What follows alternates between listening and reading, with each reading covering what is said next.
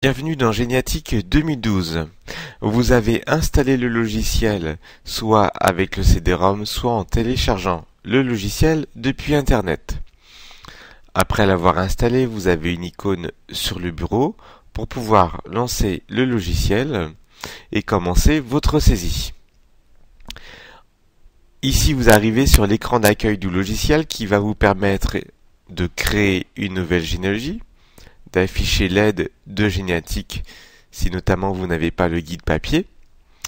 Cela vous permet d'ouvrir une généalogie, de le rechercher, d'ouvrir un fichier GEDCOM. Le GEDCOM est un format d'échange permettant de passer d'un logiciel à un autre.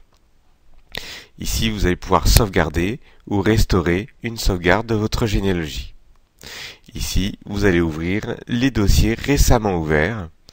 Enfin, en bas, vous avez accès au site internet pour votre généalogie, le service Mes Arbres pour mettre votre généalogie en ligne, le guide gratuit de généalogie qui va vous donner des astuces, des adresses pour rechercher vos ancêtres, l'espace utilisateur de Géniatique et le forum des utilisateurs du logiciel. Donc nous allons commencer par créer une nouvelle généalogie. Donc nous allons cliquer ici sur créer une nouvelle généalogie. Ici j'arrive sur l'écran qui va me permettre de créer un dossier, d'ouvrir un dossier déjà créé. Ici à droite j'ai la partie choix du répertoire pour sélectionner un lecteur par exemple si ma généalogie était ailleurs. Et j'ai les outils pour rechercher toutes vos généalogies, pour dupliquer une généalogie, c'est-à-dire créer une copie, pour renommer ou supprimer un dossier. Nous allons ici mettre le nom de famille de la généalogie, des cieux, et nous cliquons sur création du dossier. À chaque création d'un nouveau dossier, il apparaîtra cet écran vous permettant de saisir la famille d'une personne. Le logiciel ici a mis dans la cellule vous le premier nom, le nom du dossier de généalogie des cieux. On va donc commencer la saisie. La saisie s'effectue en minuscules. C'est le logiciel qui va automatiquement mettre en majuscule les noms de famille, sauf les particules.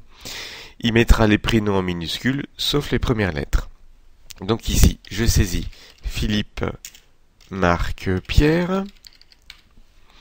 Je vais cliquer ici dans la zone de la date, né le, et je vais saisir le 12-03-1965.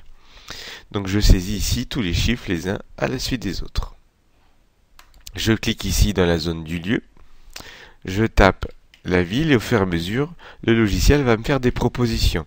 Quand il s'agit de la bonne ville, j'appuie simplement sur Entrée. Ici est présent le nom de la ville, Rennes, le code INSEE qui identifie la commune, la région et le pays. Je vais saisir la date d'union, donc le 19-09-1999. C'est toujours à Rennes, donc comme il propose, j'appuie sur Entrée. Cela m'évite de ressaisir la ville et toutes les informations. Là, je saisis le nom de famille du conjoint, puis ici, Sophie, qui est née donc le 20-03-1970 à Caen. C'est bien ça, Entrée. Alors Philippe, eh bien, je vais pouvoir ici saisir le nom de son père. Le logiciel met automatiquement ici le nom du père, le nom de la personne. Si l'orthographe avait changé, bien sûr, on pourra le modifier. Pierre Claude, qui lui est né le 10 mai 1930. Vous saisirez dans un deuxième temps le lieu, par exemple. Sa mère s'appelle Turgot Marcel et elle est née le 9 avril 1935. On va pouvoir ici saisir le grand-père puisque j'ai cette information. Jean Dessieux qui est né le 10 juillet 1890. Sa grand-mère, Morand Joséphine,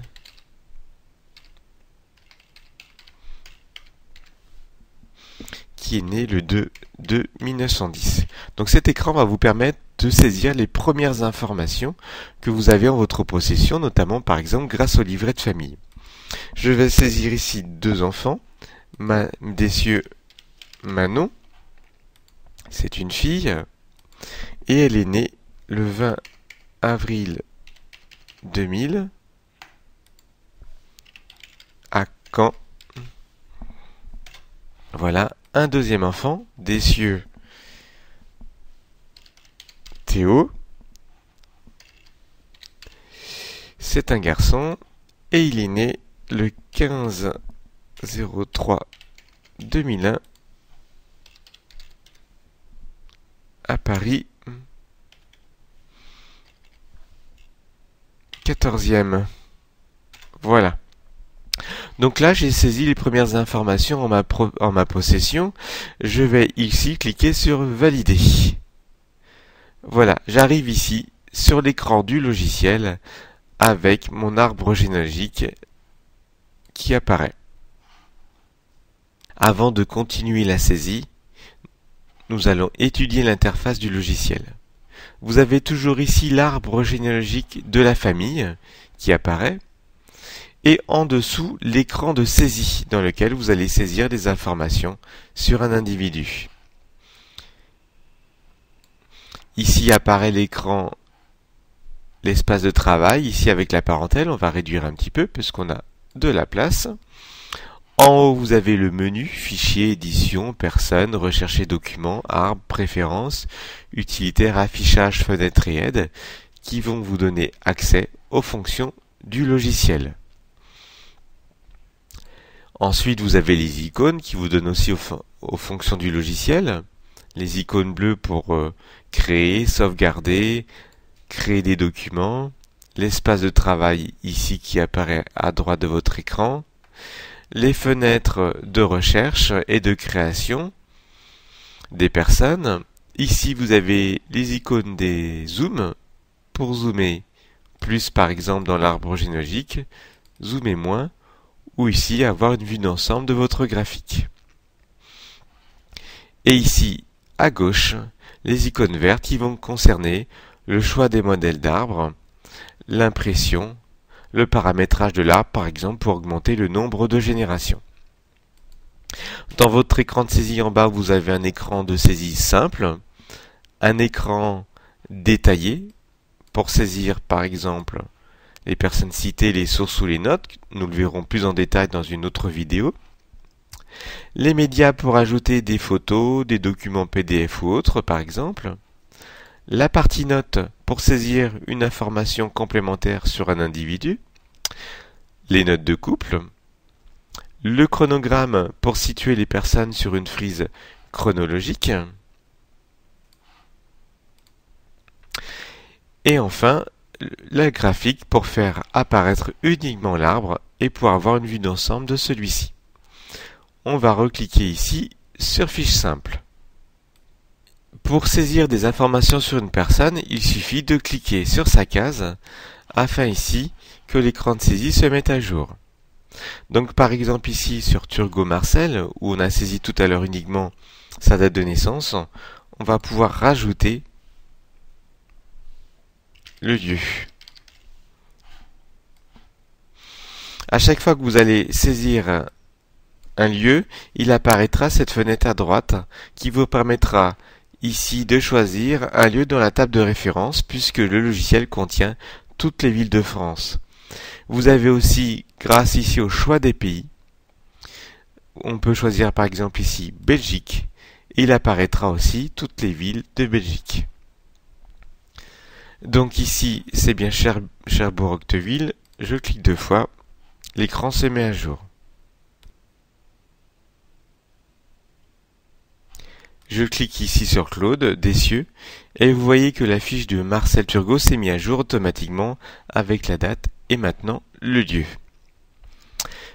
Je reclique sur Marcel et je vais pouvoir créer ses parents. Alors plusieurs possibilités. J'affiche ici l'espace de travail. Ici j'ai la fiche de Marcel, sa parentèle. Et j'ai les boutons ici pour ajouter le père, la mère, ajouter une union, ajouter un enfant, ajouter des frères et sœurs. eh bien, je peux aussi cliquer simplement dans les cases vides ici, au-dessus, pour son père et sa mère, ou je peux utiliser aussi les icônes selon vos préférences. Je vais cliquer dans la case vide et je vais mettre le prénom du père de Marcel qui s'appelle Paul. Je crée la fiche. Là, le logiciel m'indique que personne ne s'appelle Paul Turgot ici dans la généalogie saisie. Je crée une nouvelle fiche. Je crée ici sa mère, Dumont Yvonne. La fiche est créée.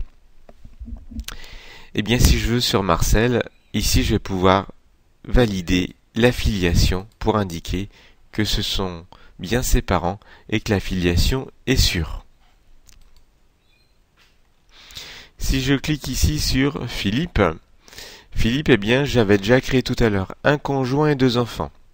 En fait, celui-ci s'était déjà marié précédemment, donc on va pouvoir créer son premier conjoint. Je clique ici sur Ajout d'une union. Le logiciel me demande le nom et le prénom de son premier conjoint. Ce que je fais automatiquement, et comme tout à l'heure, je saisis tout en minuscules. Anne-Sophie Fernandez, je crée la fiche. Je vais mettre ici leur date d'union. C'était le 10 avril 1990 à Rennes. J'appuie sur Entrée, le lieu étant déjà saisi. En cliquant dans la case, vous voyez que le logiciel a automatiquement mis dans l'ordre des unions les 2 conjoints. Anne-Sophie, elle, est née le 10 mai 1968.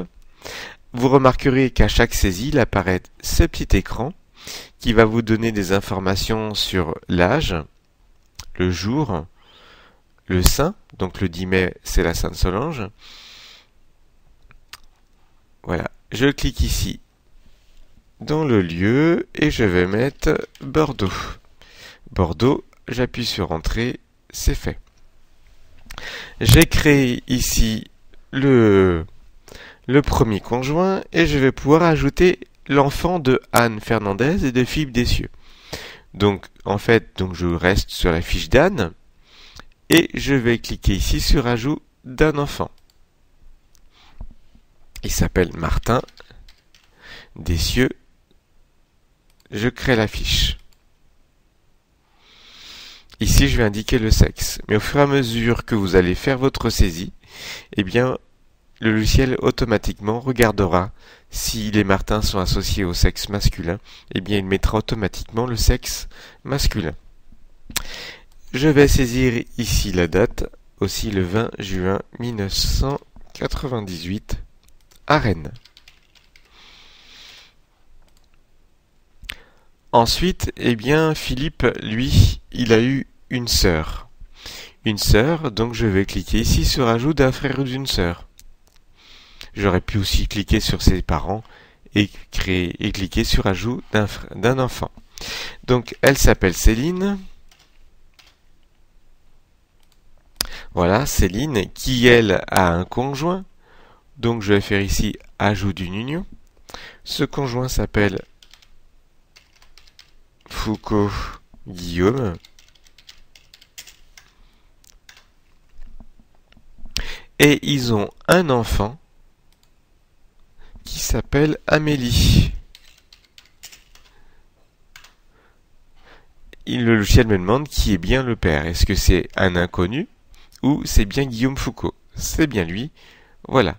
Donc vous voyez au fur et à mesure de votre saisie, eh bien l'arbre généalogique ici se construit.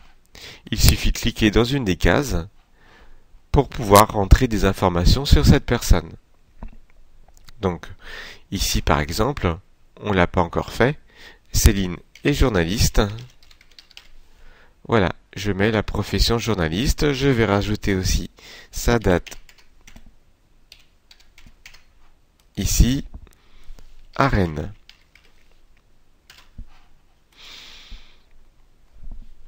Ici, par exemple, si je remonte ici, Jean Dessieux, je sais qu'il est mort après 1940, puisque j'ai un document qui me l'indique, mais je n'ai pas sa date exacte. Eh bien, je vais pouvoir ici rentrer je mets après le signe supérieur et je mets simplement 1940. Voilà, et donc le logiciel m'indique qu'il est ici décédé après l'âge de 49 ans. Je peux aussi savoir par exemple que Joséphine, elle, est morte entre 1930 et 1940. Eh bien, je vais mettre 1930, le slash, la barre oblique, 1940. Voilà.